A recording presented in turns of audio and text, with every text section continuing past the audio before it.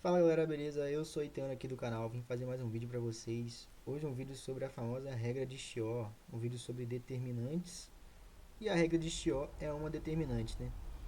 Bom, o que é a regra de Chió, né? O que ela permite a gente fazer, né? Bom, ela permite a gente abaixar a ordem de um determinante, ou seja, um determinante 5 por 5. Se fosse calculado um determinante 5 por 5 usando regra de Laplace, essas coisas, seria muito complexo, porque a regra de Laplace ela cresce fatorialmente, ou seja, ela cresce muito, muito, muito. Um determinante de ordem 5 a gente teria 5 determinantes de ordem 4. Fazendo os determinantes de ordem 4 a gente teria 4 determinantes de ordem 3. Ou seja, ia crescendo e crescendo, e não é muito trivial pensar nisso, né? Então, o Xió veio para ajudar a gente, veio para salvar a gente, né? Descer a ordem de uma matriz, né? Bom, eu vou. O que é a regra de Chió, né? Bom, dado a matriz de ordem n, podemos reduzir a ordem da matriz para n menos um, n menos um. Ou seja, menos uma coluna e menos uma linha. É, bom, aqui está uma matriz dada, né? Uma definição de Chió é que o A11 tem que ser um, mas não precisa ser o A11. Qualquer elemento da matriz, tal que ela for um, a gente pode aplicar Chió. Mas no A11 é bem mais fácil, né, do que aplicar no A12 e fazer aquela regra toda, né? Bom, definições para acompanhar essa aula bem, né? Conhecer a regra de Laplace. Só isso, eu acho, né? Vamos ver. Demonstração. Bom, eu peguei essa matriz aqui que ele deu pra gente, né? Essa matriz aqui bem tranquila, uma matriz qualquer. E o que diz a matriz Chió, né? O que a gente quer com a matriz Chió, né? A gente quer zerar esses termos aqui, ó, da primeira linha. Para zerar esses termos da primeira linha, a gente tem que aplicar o teorema de Jacobi, né? O teorema de Jacobi.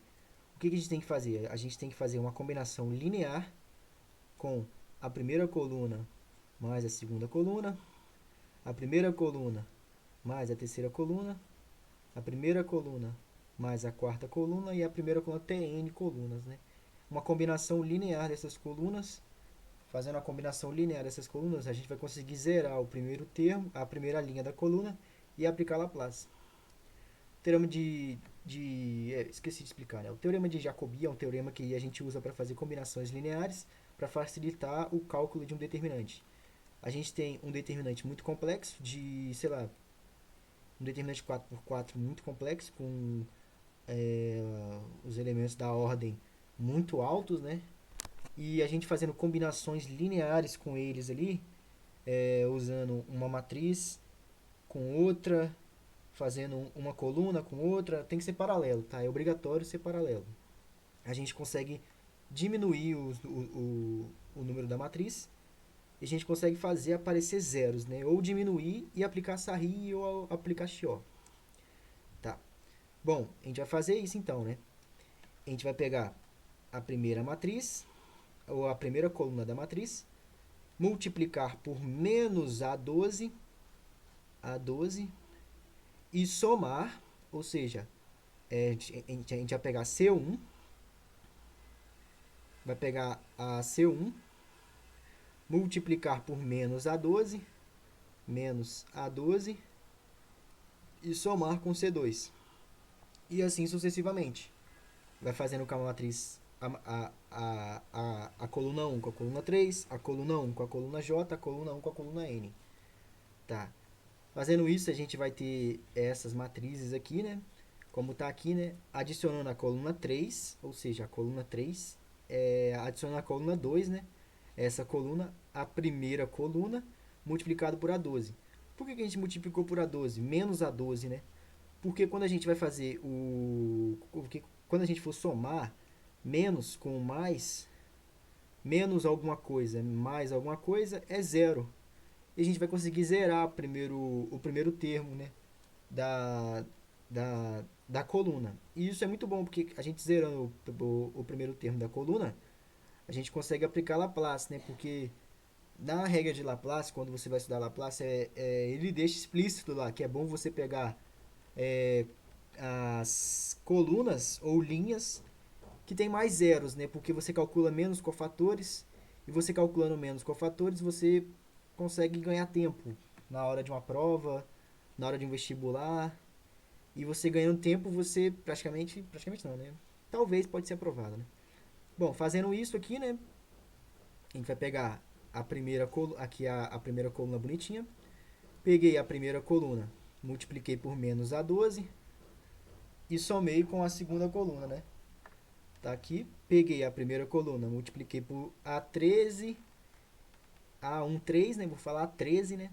E somei com a terceira coluna. Peguei a primeira coluna e multipliquei por A1J e somei com a coluna A1J. Peguei a primeira coluna e multipliquei por A1N e somei com A1N, né? Menos A1N, né? Bom, percebe isso, né?